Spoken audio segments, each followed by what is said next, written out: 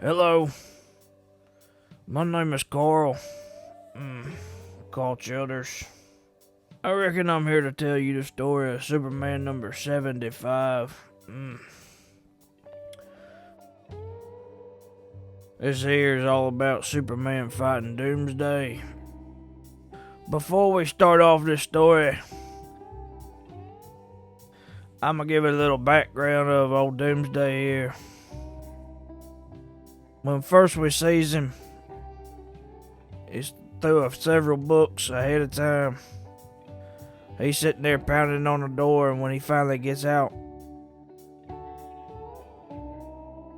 he just caused all kinds of ruckus across the way. I reckon he's wanting out for one or two reasons. He either needed to go to the bathroom, or he was hungry. And I imagine he was hungry. Big fella like that likes to eat mustard and biscuits. We start out with old Superman sitting there battling it out with Doomsday. I reckon he looks like he's getting the short end of the stick, though. Kinda like Doomsday's having his way with him. It's not looking too good. At one point in time, he gets thrown into a helicopter that Lois Lane and Jimmy Olsen was flying in. He takes it and lands it somewhere safe, old Superman does. And he talks with old Lois. Lois trying to get him to retreat and head away. He said he was the only one that could do it, and it was his job and his duty to do it, so they had a quick embrace and he went back into battle. He looks like he's all fired up right there. Ready to take on Doomsday head on. And I reckon that's kind of what he did.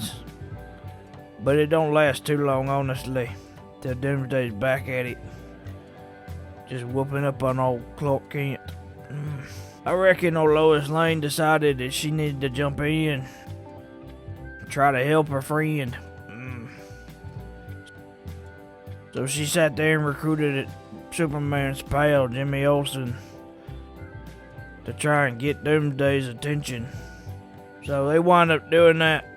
Doomsday starts focusing in on them. It's probably not going to be good for them if they get a hold of them. But then here come Clark back at it, punching him square in the back. Doomsday didn't like that too much, obviously. And I reckon him targeting Clark's friends didn't make Clark happy at all, because he done seen red. Literally. He blasted old Doomsday up against a wall. That still wasn't enough to hurt him, though. Doomsday give Clark that sweet old chin music with one of his knee stabs. Some people likes to call her the spike, I calls it a stab. Doomsday's quite a funny looking character if you ask me. Not funny ha-ha, but funny weird. Superman decided he'd had enough of him and them stabs, so he broke one off of his knee. Doomsday went to hollering. I reckon I would too, though. It looked rightfully painful. Well, here they go. They start trading off licks, one for one. They get to where they're hitting each other so hard they're breaking the glass all around them, causing all kinds of damage and tearing up stuff. Well, it finally gets to a point where they both give out. And they sit there and hit each other one last good time. Everybody could see it across the world. It didn't matter if you were there taking pictures, or if you were at home watching it on TV like Ma and Pa Kent. Or if you were his friends, arriving late to help him out. They all witnessed the death of Superman. Lois sitting there hollering, "What'd you kill Clark for? What'd you kill Clark for?"